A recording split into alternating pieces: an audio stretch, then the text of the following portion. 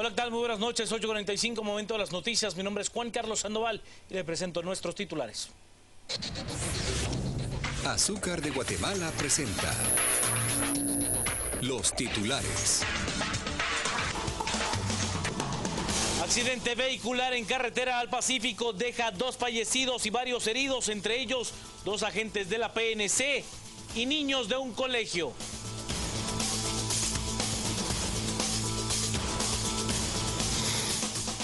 Presidente Otto Pérez Molina nombra al diputado independiente José Alejandro Arévalo como superintendente de bancos.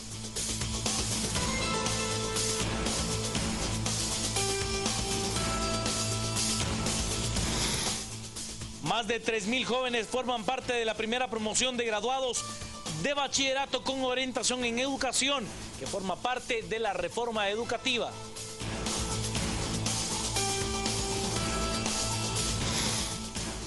Trabajadores del Hospital Nacional del Progreso anuncian que a partir de este miércoles solo atenderán emergencias por falta de pago de salarios y desabastecimiento de insumos médicos. Presidente Barack Obama reconoce el triunfo de los republicanos que tienen ahora control de ambas cámaras en el Congreso. Obama anuncia acercamiento con los líderes de ambas cámaras. Azúcar de Guatemala presentó los titulares. Comencemos con las noticias más importantes del día. Accidente en el kilómetro 17.5 de la carretera al Pacífico deja al menos 2 personas muertas y varios heridos. Este es el lugar donde ocurrió este aparatoso accidente que como resultado dejó a 2 personas fallecidas y a 2 agentes de la Policía Nacional Civil trasladados hacia un centro asistencial. Además, 6 personas que fueron trasladadas por los cuerpos de socorro y 7 vehículos, producto de un accidente del transporte pesado. Un aparatoso accidente de tránsito se registró en el kilómetro 17.5 de la ruta al Pacífico. Según testigos que presenciaron el hecho, un camión que ingresaba a la ciudad capital perdió el control y colisionó de frente con un automóvil y 7 vehículos más. Producto de este accidente, una pareja perdió la vida. Kevin Alejandro Chávez López, de 21 años, y una mujer de aproximadamente 30 años de edad. En estas imágenes se ve cómo quedó el vehículo donde se conducían. Además de los fallecidos, 6 personas más resultaron heridas. Dentro de ellas, 2 agentes de la Policía Nacional Civil, quienes fueron trasladados a un centro asistencial. Algunos de los heridos fueron identificados como Andrés Julián Choc, Luis Miguel Sicán Sonora, Alfredo Lázaro Bravo, Noé Campos y Astrid Marisol Mérida, quienes son atendidos en el ICS. En el lugar se podía observar partes del camión esparcidos por ambos carriles. Incluso fue necesario que los cuerpos de socorro llevaran la famosa quijada de la vida para retirar los cuerpos que permanecían dentro del vehículo. El accidente provocó el cierre de la calzada Aguilar Batres por varias horas y se habilitó como ruta alterna la carretera desde San José Villanueva hacia Bárcenas, aunque también con complicaciones de tránsito. El conductor del camión, de nombre Wegner Leonel Santos Garay, de 29 años, fue capturado por las fuerzas de seguridad. Según autoridades de la municipalidad de Villanueva, tenía apenas 2 días de laborar como piloto. Según testigos, el hombre perdió el control debido a que los frenos no le funcionaron. Hoy se graduó la primera promoción de bachilleres con orientación en educación. La primera promoción de bachilleres en educación ya es una realidad. 3.356 jóvenes se graduaron bajo el nuevo formato de formaciones de docentes. A partir de enero, los graduandos ingresarán a la Universidad de San Carlos y serán los primeros profesores que saldrán con título universitario. Venimos hoy a celebrar ese final de una etapa, ese final de una primera promoción de bachilleres con orientación en educación. Creo que ustedes han sido testigos vivientes de lo que ha pasado en las escuelas normales, de cómo las escuelas normales han recibido un acompañamiento que culminó durante este año en los talleres, en los foros que se hicieron en el campamento preuniversitario que se llevó a cabo en Alta Verapaz.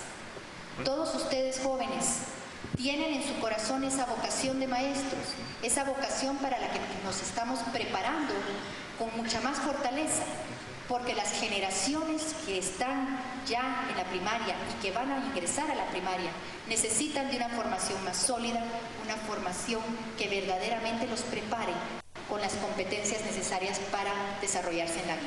Con esta graduación finaliza un proceso de profesionalización del magisterio que tuvo protestas de los normalistas que desembocaron en trifulcas, como la que sucedió en el Parque de la Industria.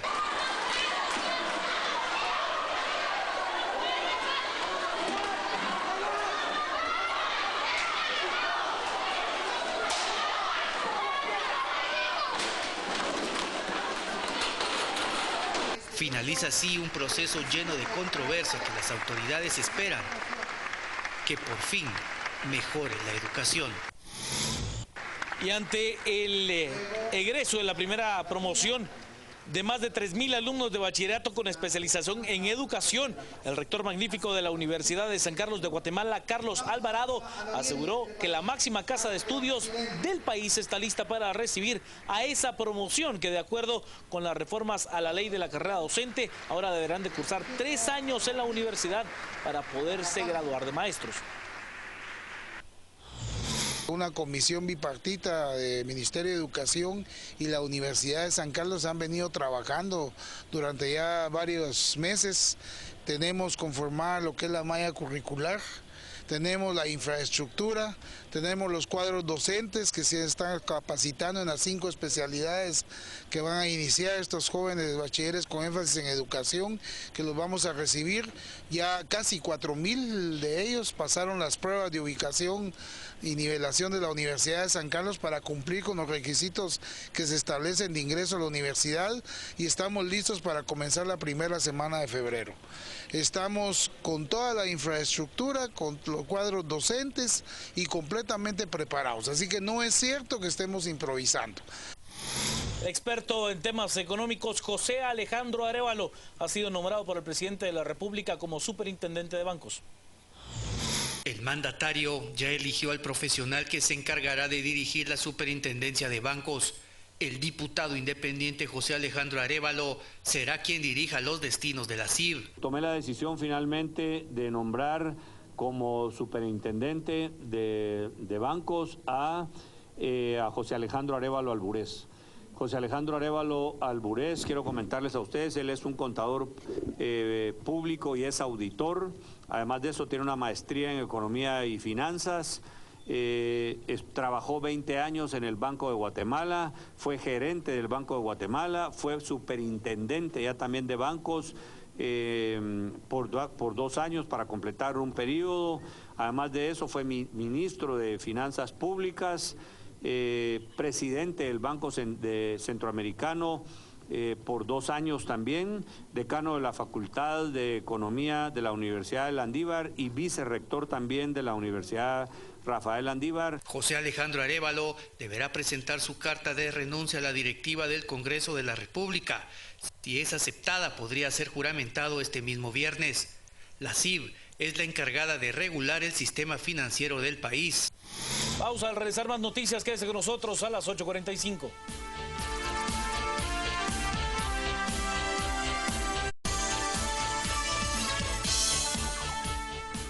Sigamos con las noticias, y es que el Ministerio de Finanzas Públicas dio a conocer cuál es el monto de la deuda externa de nuestro país, lo que aseguró, según Dorval Carías, esto impide que el gobierno cuente con ahorros para poder enfrentar alguna emergencia. De no aprobarse el presupuesto general 2015, el Ministerio de Finanzas Públicas tiene previsto ir al Congreso de la República para que éste le apruebe préstamos para poder honrar la deuda externa que tiene Guatemala hasta hoy, que está en un promedio de 55.000 millones de quetzales. El motivo es que la situación económica del país y la ausencia de tener un ahorro por parte del gobierno no permitirían que éste tenga la capacidad de pagar a las entidades internacionales que han patrocinado al Estado. Guatemala no es un país que entre en moratoria en pagos. En ese sentido se seguiría privilegiando el pago tanto de la nómina de los empleados del Estado como el pago de los compromisos de deuda, tanto de deuda interna como de deuda externa.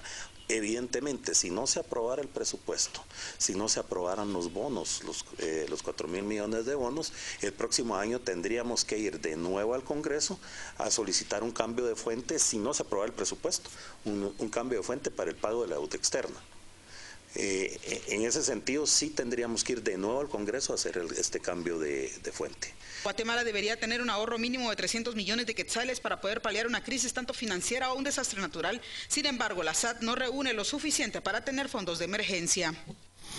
Directivos de la Asociación Nacional del Café denunciaron que el gobierno aún no desembolsa los fondos del fideicomiso del café para afrontar los problemas causados por la roya. El Ministerio de Finanzas todavía no ha liberado parte del fideicomiso de 100 millones de dólares que el Congreso aprobó a mediados de este año. Anacafé espera que se desembolsen cerca de 48 millones de dólares a los caficultores para hacerle frente a la roya. Según el presidente de Anacafé, esta deuda está provocando pérdidas en los cultivos de café y desempleo en el interior del país. Y el problema es que cada día que pasa la cosecha está ya comenzando y los caficultores no tienen para pagar el corte y ese café se está perdiendo. Y cada quintal que se pierde es jornales que se están dejando de producir y el desempleo que va a causar ya no va a ser por la roya, sino va a ser por negligencia del gobierno de no trasladar los fondos. Según las fechas establecidas, el gobierno tuvo que haber depositado el dinero del fideicomiso el pasado mes de octubre. La madre del presunto narcotraficante Eduardo Villatoro Cano, mejor conocido como alias Guayocano, fue condenada a prisión conmutable. 4 años de prisión conmutables a razón de 100 quetzales diarios, lo cual suma una aproximación de 144.000 quetzales. Fue la sentencia impuesta por el Tribunal 10º de Sentencia Penal en contra de Dominga Esperanza Cano Villatoro de Villatoro, madre del presunto narcotraficante Eduardo Villatoro Cano. El 27 de junio recién pasado, la madre de Guayocano fue ligada a proceso penal por el delito de ingreso de equipos terminales móviles a centros de privación de libertad, ya que fue sorprendida introduciendo al Centro de Orientación Femenina un teléfono celular para su hija Bianca Villatoro Cano, quien se encuentra recluida en dicho centro penitenciario. La sindicada gozaba de medida sustitutiva otorgada por el juzgado 11º, medida que es revocada cuando la sentencia cobre firmeza. El juzgado 10º de instancia penal ha dictado sobreseimiento al caso en contra de Byron Miguel Lima Oliva por la presunta falsificación de un diploma que acreditó para buscar su redención de pena en el año 2012, reconocimiento entregado por la Secretaría de la Paz, de la cual se distribuyeron más de 900. Este proceso por el delito de encubrimiento propio fue desestimado por considerar la jueza contralora Marta Domínguez que no existían elementos probatorios suficientes para continuar dándole trámite. Lima Oliva fue condenado a 20 años de prisión por ejecución extrajudicial de Monseñor Juan José Gerardi Conedera.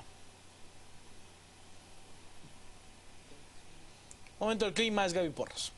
Buenas noches, bienvenidos. Hoy es día miércoles, llegan las 8:45. Gustavo Berganza y Juan Luis Fonte estamos listos ya para arrancar con la primera conversación de la noche. Usted sabe que la semana anterior el presidente Otto Pérez Molina presentó la política agraria que hace parte de la política de desarrollo rural de su gobierno. Hoy nos acompaña Adrián Zapata, quien es comisionado de Desarrollo Rural, y nos acompaña también Edín Barrientos, quien es extitular del Ministerio de Agricultura. A ambos, bienvenidos, gracias por estar con nosotros. Adrián, ¿en qué varía esta política de la que se presentó hace 2 años? Bueno, es que lo que se presentó hace 2 años, que no es una política de este gobierno como tal, sino que es la política de desarrollo rural integral, que es producto de los acuerdos de paz y luego de 7 años, del 2002 al 2009, de negociación de los movimientos sociales y organizaciones de sociedad civil con 3 gobiernos diferentes. Entonces, eso es lo que se presentó, una política que es multisectorial, porque el desarrollo rural al final de cuentas es el desarrollo humano de quienes habitan en territorios rurales.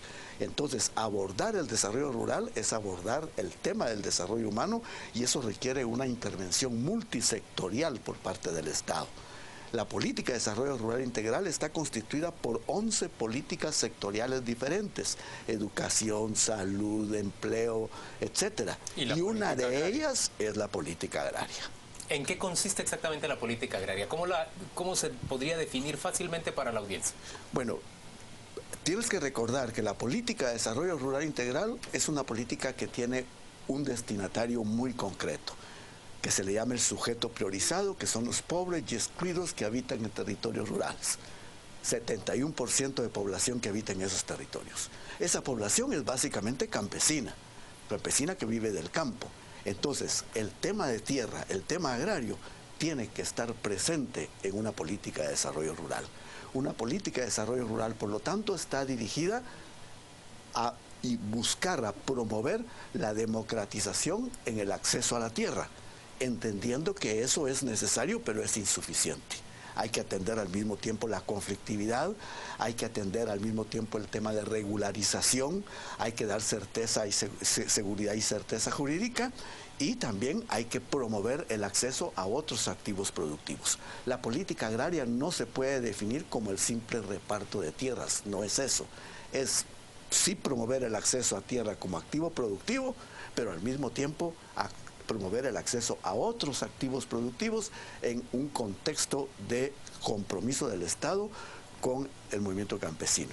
Y es más, el tema tierra en este país tampoco puede ser visto solo desde la perspectiva economicista. Ahora, Edín, digamos, dentro de esta propuesta del gobierno, sí, ¿qué insuficiencia se ve? ¿Cuál es la insuficiencia básica que se ve? Bueno, yo tengo que admitir que hay un par que son estructurales. Y que ahora mismo son el tema de moda. Cuando tuvimos el privilegio de compartir con Adrián las discusiones sobre que la política de desarrollo rural integral debería de constituirse en un plan de desarrollo rural integral, fue casualmente en el periodo de 2012 que no se aprobó el presupuesto general de gastos e ingresos de la nación. Creo que eso pervive al momento y como tal, cuando se habla de la política agraria, cualquier Estado decente en el mundo debe de tener una política agraria y debe de ser capaz de dar respuestas. Pero hay elementos que muchas veces la gente no quiere entender. Mire, me preguntaban hace un par de días con respecto de si las acciones contra el hambre son buenas o malas, respecto de cuando yo tuve el privilegio de servir a la patria. Le dije, pues ahora ya no son buenas. Por una sencilla razón. Somos casi 17 millones de habitantes. Algunos dicen que hasta 19. Y como tal, si a mí me preguntan de una política agraria en este momento, lo que no tenemos es un salto cualitativo en la capacidad productiva. Digamos, ahora que lo vimos con la sequía en el oriente, pues ahí sencillamente no hubo maíz y se perdieron la comida de 1.7 millones de ciudadanos. Pero felizmente había otros lugares del país donde sí había suficiente producción de alimentos y como tal, el reflejo en precios no se ve complejo. Pero no entiendo cuál es en ese sentido la insuficiencia que muestra la política agraria. La insuficiencia es que si alguien dice que le interesa comprar una finca, en ese momento no hay recursos para comprarla. O sea, no se democratiza el acceso a la tierra. El tema del acceso a la tierra, si yo leí bien, la política dice que deben haber recursos adecuados, en condiciones y plazo que permitan que la gente pueda tener acceso a la compra de bienes. ¿Y el Estado, dice usted, no está contemplando en su presupuesto esa dotación de fondos para servir como facilitador del acceso a la tierra de las personas? Adrián Zapata, ¿se están contemplados esos fondos? Yo llamaba hoy hace un rato al secretario de Asuntos Agrarios haciéndole esa misma pregunta y él me decía que están contemplados el monto de 112 millones de quetzales, lo cual es efectivamente absolutamente insuficiente. Sí, porque Edín luego levanta los hombros. Por supuesto. Ahora, lo que sucede es que pongan atención a lo siguiente, en este país el 45% de los productores agrícolas es dueña de apenas el 3.24% de la tierra. Y en sentido contrario, el 1.9% de los productores es dueña de más del 60% de la propiedad. Ahora, pero Adrián, tomemos esa cifra y confrontémosla, por ejemplo, con lo que publicita la SASGUA. La SASGUA dice que solamente el 2% del territorio nacional está dedicado al cultivo de tierra. ¿Qué problema habría entonces con que solo esa porcentaje de tierra estuviera en manos de los pequeños agricultores? ¿De qué come el pueblo de Guatemala? 70% del alimento que se produce viene precisamente de agricultura familiar. No creo que venga la comida de la palma africana ni de la caña de azúcar. Entonces yo te diría, es fundamental. Estoy entrando hace un rato de un evento organizado por CEPAL y FAO sobre el tema de agricultura familiar. Y a nosotros nos invitaron porque están sorprendidos de esa relación que estamos haciendo nosotros entre agricultura familiar y un planteamiento estratégico de desarrollo rural.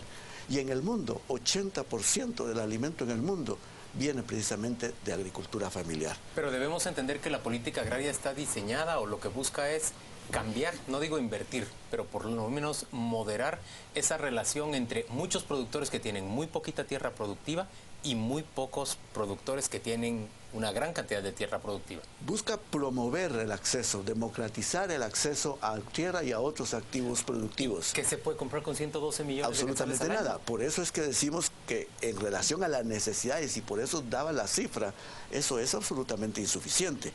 Ahora, se ha demostrado también que la vía del mercado es por sí misma también insuficiente, insuficiente. ¿Cuánto dinero se necesitaría para comprar la tierra que se requiere para dotar de ese recurso? Es decir, esto, si se lee despacio la política, se van a dar cuenta que también hay otras iniciativas que se están promoviendo en la política para tratar de ampliar esas posibilidades de acceso a la tierra. Digamos, me llama mucho la atención ese planteamiento que hace usted con respecto a la necesidad del acceso a la tierra para estimular la agricultura familiar. Pero, es decir, tenemos que basarnos todavía en la agricultura, porque usted hace algunos años decía que esto de la necesidad de reformar la tenencia de la tierra era un mito. Era un mito que había que cambiar en el país. No, yo lo que decía es que alrededor del tema de reforma agraria se ha vuelto un mito, porque para los sectores campesinos, producto de la historia, esa es la gran tarea histórica y inconclusa. Y para los sectores más conservadores, los sectores empresariales, hablar de eso es revivir el comunismo que campea en el mundo. Esa es la barrera a defender. Yo creo que ese es el prejuicio ideológico que tiñe toda esta discusión. Pero vea, lo que yo siempre he dicho es, efectivamente ningún país se ha desarrollado ni se podría desarrollar sobre la base de lo agrario y lo agrícola. Pero al mismo tiempo, ningún país se ha desarrollado sin resolver su problemática agraria y rural. Yo lo digo metafóricamente, la tierra no es el camino, pero no hay camino sin tierra. Edín, ¿qué piensa usted cuando escucha de una política que busca por lo menos cambiar esa proporción de mucha gente teniendo muy poquita tierra, poca gente teniendo mucha tierra en el país? Bueno, yo no entraría mucho al detalle de Gini. Yo recuerdo cuando yo empezaba a estudiar hace como 40, 50 años, estudiábamos Lorenz. Tal vez todavía recuerde Adrián de ese gráfico de Lorenz, que eran los censos de 1954. Lo que ha sucedido en el país es que se ha olvidado que el crecimiento poblacional, que prácticamente ha abarrotado los sitios urbanos del país, sigue como única base de alimentación lo que tiene el mundo rural, los campesinos.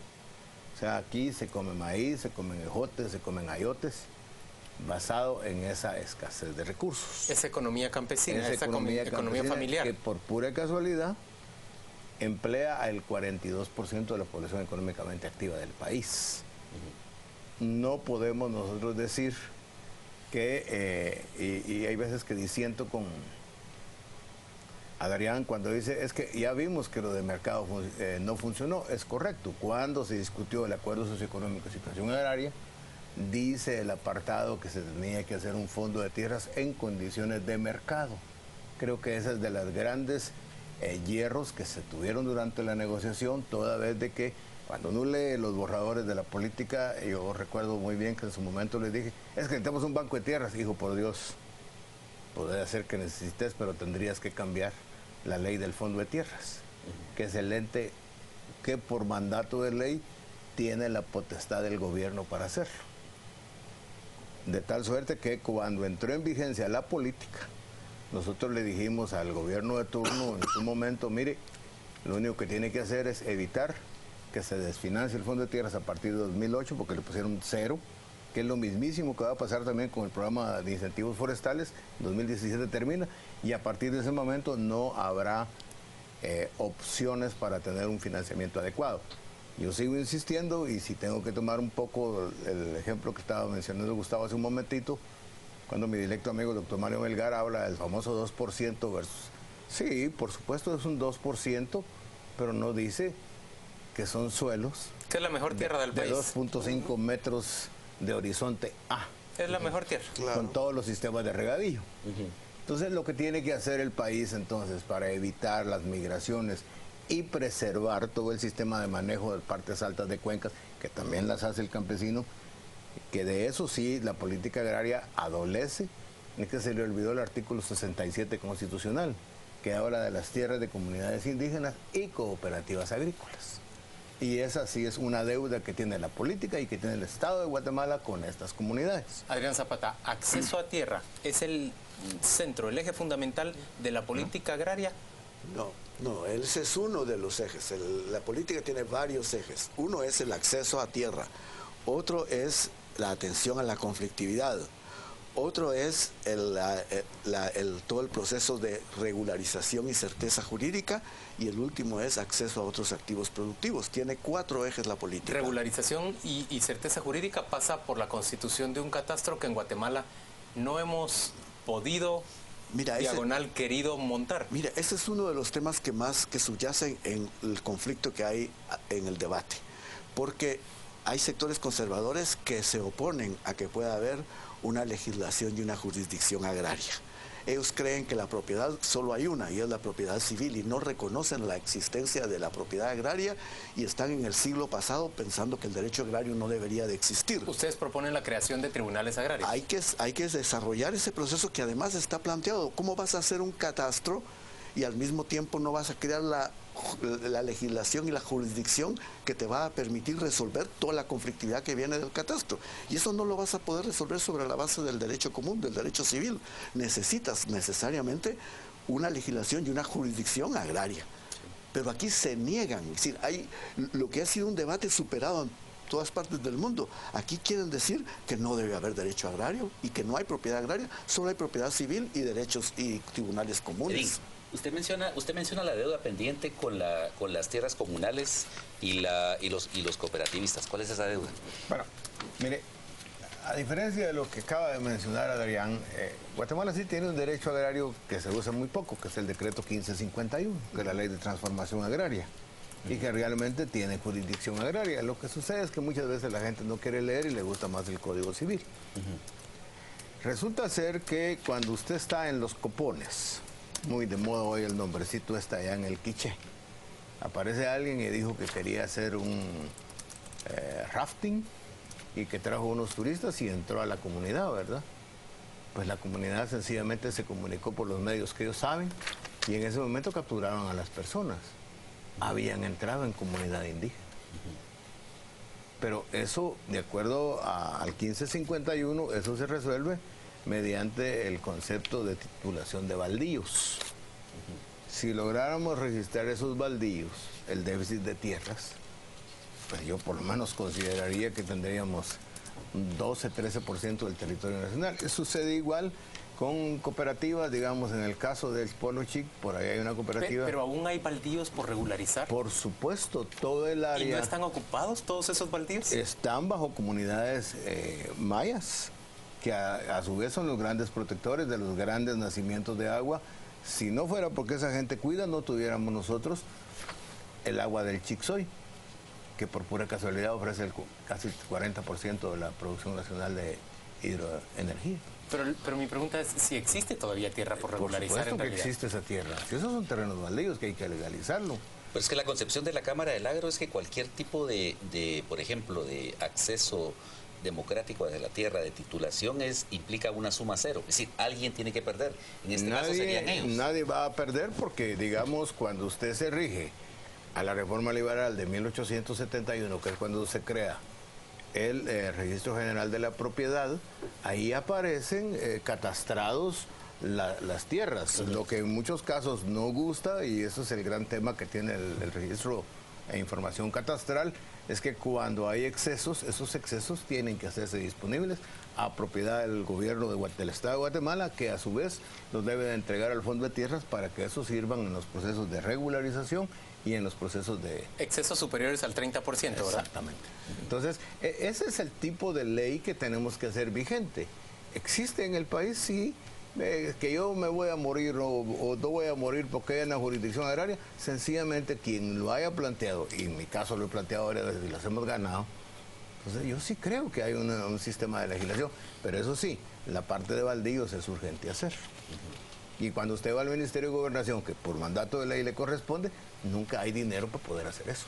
Mira, hay un temor de que cuando se habla de legislación y jurisdicción agraria, eso vaya eventualmente a afectar o atentar contra la propiedad privada. Generar expropiaciones. Sí, y la política parte de un principio, y es el respeto escrupuloso al marco constitucional vigente. Entonces yo creo que cualquier aprehensión en relación a que esto podría derivar en una política confiscatoria, eso es un fantasma, porque la Constitución política claramente prohíbe la confiscación. Entonces eso es... Ahora, digamos, usted hablaba de problemas de financiamiento, de bajo financiamiento para el Fondo de Tierras, pero también se ha visto que en el Fondo de Tierras ha habido, pues no sé, un mal uso de los recursos, en el sentido de que muchos de quienes lo integran tratan de vender tierras de sus amigos, de mala calidad, sobrevaluadas, etcétera. Bueno, yo puedo hablar con conocimiento de causa. Fui el ministro de Agricultura que más usó el Fondo de Tierras. Coincidentemente veníamos de la crisis del café. Entonces, había mucha tierra disponible. Quienes conocen la costa sur, en ese momento había cualquier cantidad de oferta. Hará unos 8 o 9 meses, no sé si Adrián quiere recordarlo, nos invitaron la gente del Fondo de Tierras para poder decir, mire, de acuerdo a que son tierras bajas, a que tenemos problemas de broca, a que tenemos problemas de roya, creo que hubo un gran esfuerzo del gobierno de la República y prácticamente la famosa deuda agraria, hasta donde yo sé, 90-95% ha sido prácticamente... Condonada. No condonada, sino sencillamente regularizada, porque condonar es mala palabra. Sencillamente se regularizó toda vez de que se trataba de fincas que estaban sobreendeudadas y que en ese momento lo que se hizo fue comprar activos extraordinarios a los bancos y se entregó a productores que luego han logrado tener que hacer algunos eventos y que creo que en eso debe de coincidirse con una política agraria que muchas veces, por la cerrazón esta que nos entra, se nos olvida de que la primera persona que tiene que haber, y a los que les guste el sistema de necesidades de Maslow, lo primero que la gente pidió cuando estaba ahí fuera dónde iba a pasar la noche. Después que quería una escuela para sus niños, después que quería un puesto de salud. Y todo ese tipo de urbanización pasaron a ser costos de gobierno, de tal suerte que el costo de la urbanización, de la creación de comunidades, es lo que ha permitido que ahora ese Fondo de Tierras, que de hecho ha resultado para mí uno de los grandes experimentos, a pesar de lo que dice la política agraria, de distensión del campo. ¿Se seguiría usando el modelo del Fondo de Tierras? Mira, incluso yo te digo que hay dos inspiraciones fundamentales de esta reformulación de la política agraria. Una es lo que ha hecho el Fondo de Tierras en los últimos tiempos, que ha transitado de una concepción de finca a una concepción de comunidad agraria. Eso es altamente significativo. ¿Propiedad en colectivo? No exactamente, sino las que... áreas sociales son pero es que hay de todo. Hay parcelas donde se puede producir individualmente, hay parcelas donde se puede producir colectivamente y hay áreas para territorio para vivir que también puede tener diferentes formas de ejercer la tenencia. Pero toda esa visión del Fondo de Tierras, que antes simplemente era entrega de fincas, reparto de tierras y transitar a la construcción de una comunidad agraria, esa es una experiencia muy buena del Fondo de Tierras que ha inspirado esta política. Y lo segundo que la ha inspirado de manera inmediata son las directrices voluntarias de gobernanza de la tierra, que es un documento que dicen es un documento de FAO, pero realmente es un documento suscrito por todos los estados miembros de FAO y de lo cual Guatemala también es suscriptor. Esas son las dos fuentes fuerzas inspiradoras principales de la reformulación de la política agraria. Pero bueno, está bien. Aceptemos los puntos positivos de esa reformulación de esa formulación de esta política integral de desarrollo basado también en el eje rural. Pero no deja de ser una declaración de buenas intenciones cuando estamos en una crisis presupuestaria, cuando no hay fondos asignados, cuando no sabemos qué es lo que va a pasar con el presupuesto del 2015. Bueno, yo le respondería que la existencia del Estado no deja de ser lo que usted señala, porque ¿qué Estado puede vivir con menos del 11% del Producto Interno Bruto? O sea, lo que usted me dice no tengo cómo rebatirle más que decirle, con ese argumento no habría estado, bueno, casi no hay estado en este país. Que lo mismo pasa en salud pública y lo mismo pasa en educación. Sí. Pero si me permiten, creo que es el gran punto olvidado de acuerdos económicos y situación agraria. Uno de los párrafos especiales hablaba, y aquí es donde creo que la sociedad hemos fallado, que Guatemala debía de tener un crecimiento económico sostenido no menos del 6% anual y una tasa tributaria del doble de lo que la época era, que había sido 8 y se había tasado en 12%. Nosotros no hemos crecido, si tenemos que hacer un promedio ponderado, 3,9, 4,4%. hemos estado 2,79, 2,82, con un crecimiento populacional de 2,25. Realmente lo que no ha hecho, y aquí creo que más que una política agraria, más que una ley de desarrollo rural, al país se le olvidó que tenía que cambiar su matriz productiva. Seguimos siendo un país de maíz y frijol. Con la roya nos morimos, con el azúcar medio aguantamos. Y con las remesas sobrevivimos en realidad. Con eso quiero terminar. Hay que entender que, bendito Dios, existe el sudor de los ciudadanos guatemaltecos que le entregan anualmente al pueblo de Guatemala 45 mil millones de quetzales, que es 2/3 del presupuesto general de ingresos y egresos del Estado, que vienen a Guatemala directamente al mundo rural, que es lo que ahora hace posible que tengamos un crecimiento en la economía, en los sectores de comercio, en los sectores de construcción. Pero adicionalmente a ello, hay un elemento difícil de entenderse y que va a necesitar que se eficientice. Yo soy admirador de las grandes autopistas, pero mientras no hayan caminos rurales, este país va a tener un sistema de precios tan complicado que ni todas las remesas del mundo van a poder mantener. Última pregunta, ¿hasta dónde vamos a poder llegar en este gobierno con la política de desarrollo rural? La política de desarrollo rural es una política de largo plazo.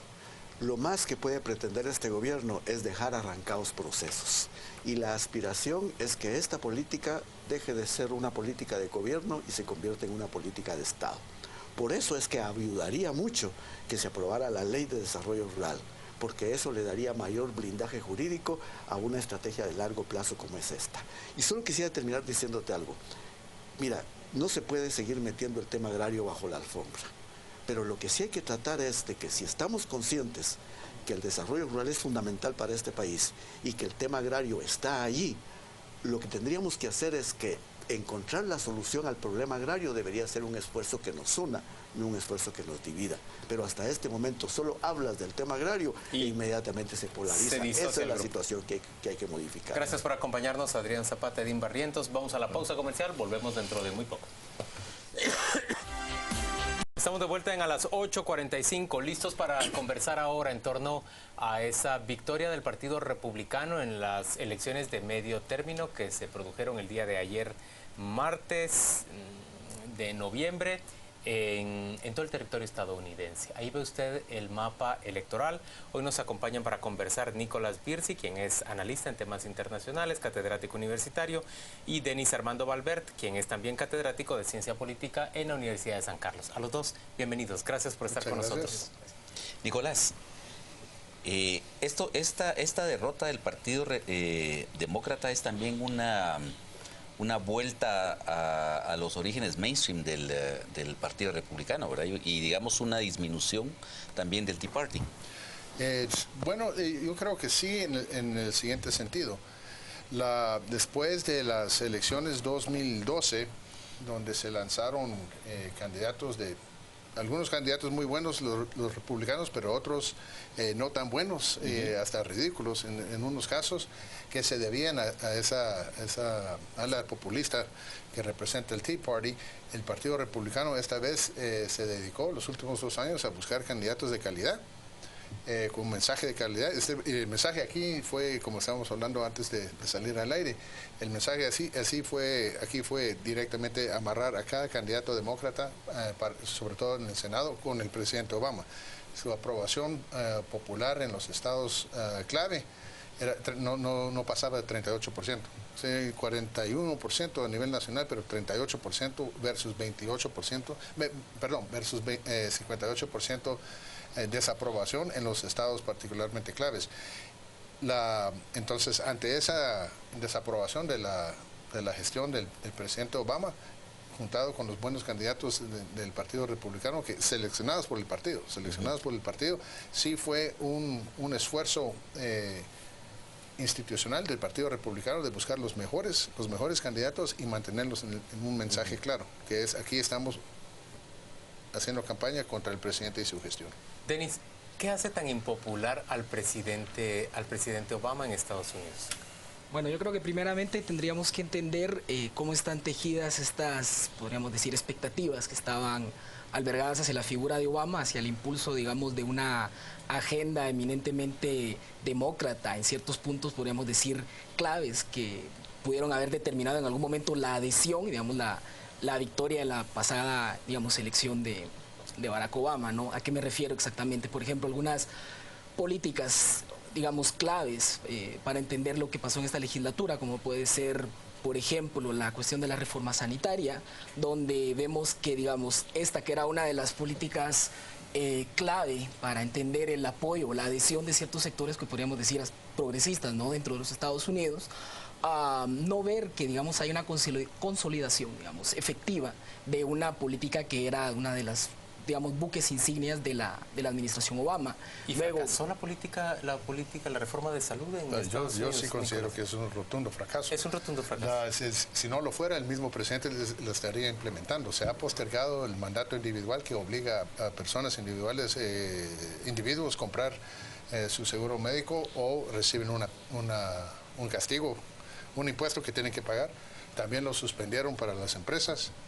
Entonces, más personas han visto cancelada su seguro médico que de los que obtuvieron seguro médico. A mí me cancelaron el mío, y el mío estaba perfectamente bien.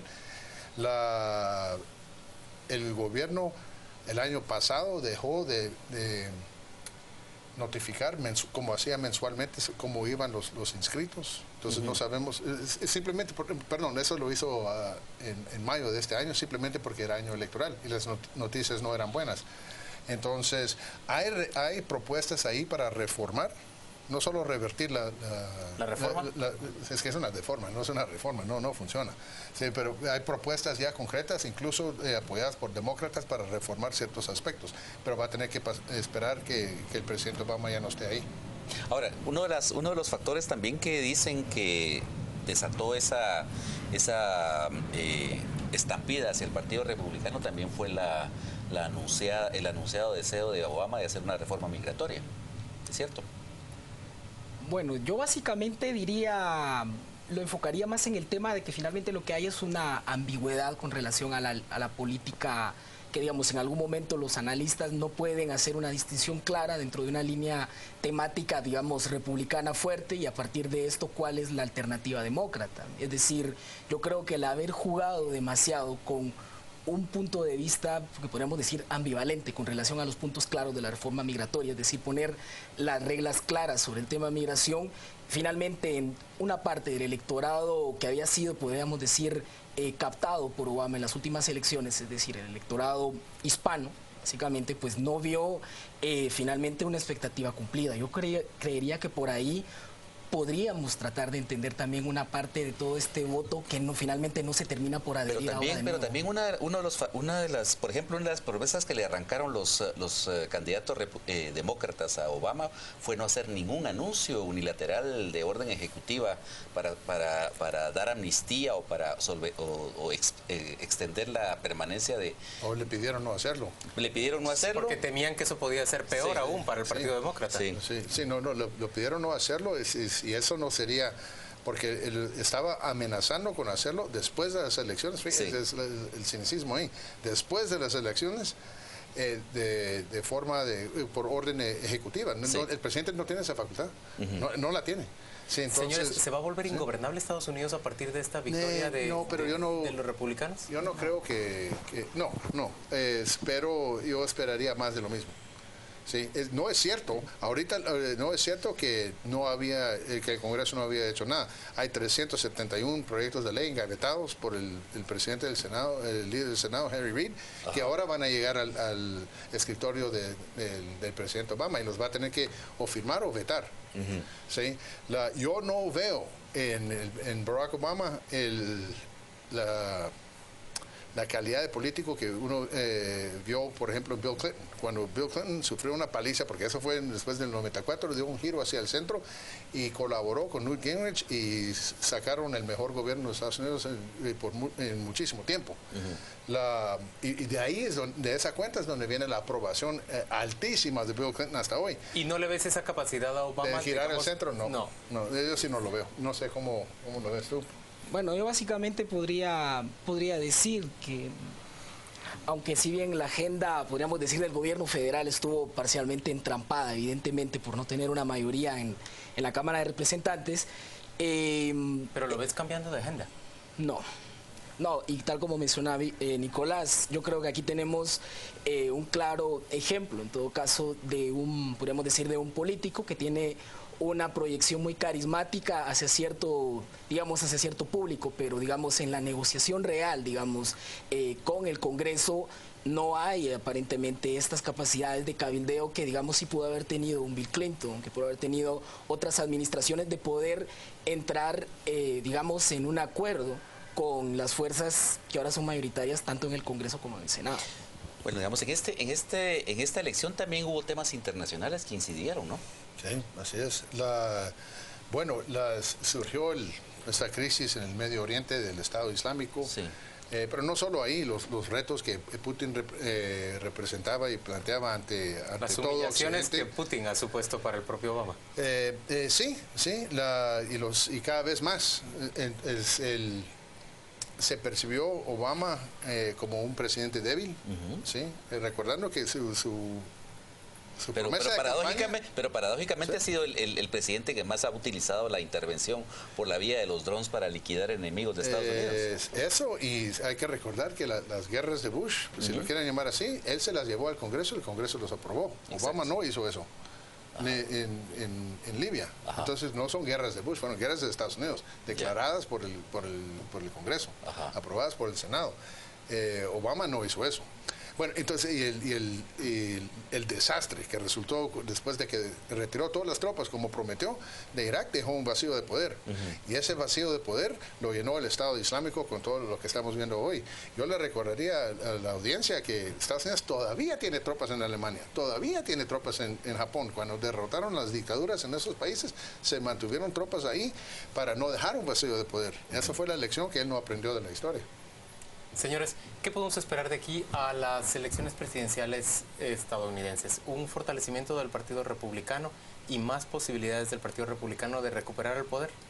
Bueno, tal como se suele, decir entre algunos analistas, la elección, de medio término no necesariamente refleja la tendencia que vayamos a tener en las siguientes elecciones en los Estados Unidos.